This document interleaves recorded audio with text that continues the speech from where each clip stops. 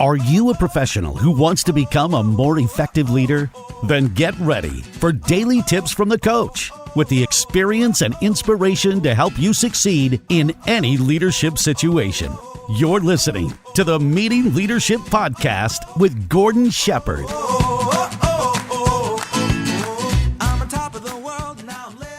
Welcome to another episode of the Meeting Leadership Podcast. My name is Gordon Shepherd, and I just want to say thanks for taking time out of your valuable day to spend time here. Thanks for being the type of professional who wants to trust the Meeting Leadership Podcast to give you the tips and the tricks that you need to become an outstanding leader. And today, we're going to be tackling a leadership essential, because today's episode is titled 10 Ways for Meeting Leaders to Become More Self-Aware. Now, it's the kind of episode that I wish I'd had back in the day when I was a manager in the corporate world, because there was many times when I was leading meetings, when I was doing things and I just didn't know that I was doing them, right? You get that feedback after the meeting and somebody says, well, you missed here or you upset somebody that way, and I didn't mean to so often, but really at the root cause, it was because I didn't have the self-awareness or the presence in the meeting to know what was happening. And today, I can confidently say that I can help you avoid making the mistakes that I made, because today's episode is based on the Get Real With Yourself checklist, and that's from my book titled The Meeting Leadership Solution. Now, don't worry about getting out a pen and paper right now to take notes, because this checklist is available as a free download. And you can get that download by going to meetingleadershipinc.com/32checklist. That's meetingleadershipinc.com/32checklist. And now let's get started with the first item on the checklist, and that is, I understand how I act during a meeting. Now, maybe for you, this is a statement, and you actually do understand, and you know kind of where you fall short and where you're succeeding. But if you don't, and that actually should sound more like this, I don't understand how I act during a meeting, and I really need to find out, let's get started with a simple scale measure, and you can do this just right in your head. On a scale of 1 to 10, give yourself a rating. If you're a 5 out of 10, you've got some room for growth.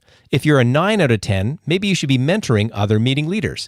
And if you're honest about it, and you're in a position where you've got a title and you have to run meetings but you really hate it, then give yourself that 2 out of 10.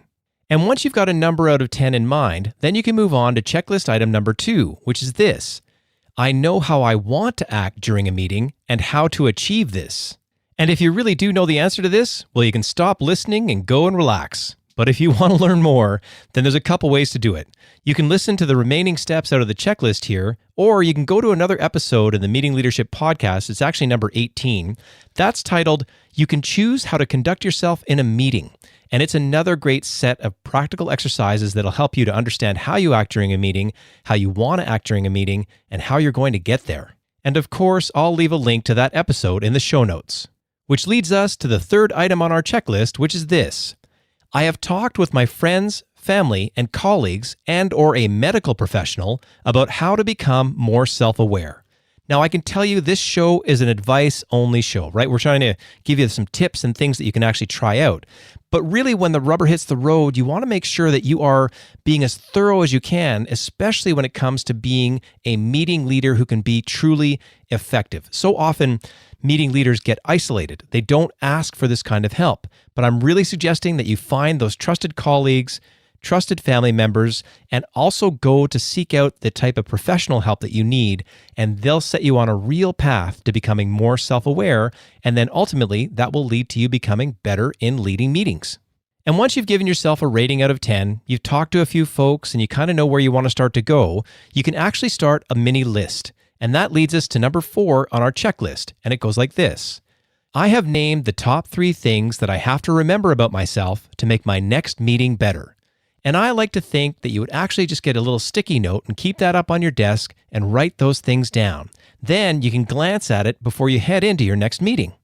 Which brings us to checklist item number 5. I understand that a personality assessment could help me.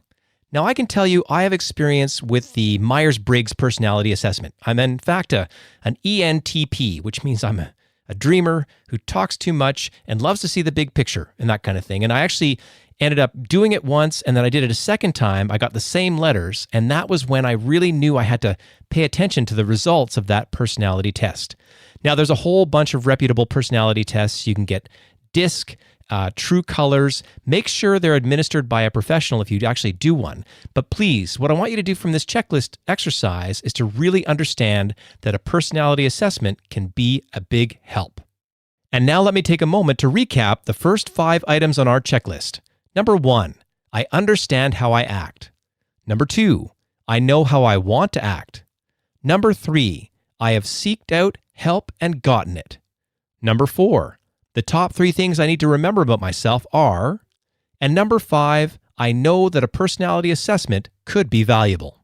And tomorrow on the show, we'll tackle the rest of the Get Real With Yourself checklist in part 2 of 10 ways for meeting leaders to be more self-aware. And just in case you haven't gotten it yet, you can get a free PDF download of the Get Real With Yourself checklist by going to meetingleadershipinc.com/32 checklist. Or you can just visit the show notes for this episode and the link will be right there.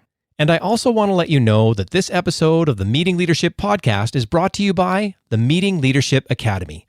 Now, one of the specific pieces in there that I'm super proud of is the live training. And that's me going in to work with engineers, doctors, project managers, human resource managers, and a whole lot more at the senior leader level. And they are getting so much out of the live workshop work that we're doing. And they're going back to their organizations and they are taking action. And if you'd like to learn about how to do that, please visit meetingleadershipinc.com/academy. And as always, thanks again for listening, and we'll see you tomorrow on the Meeting Leadership Podcast.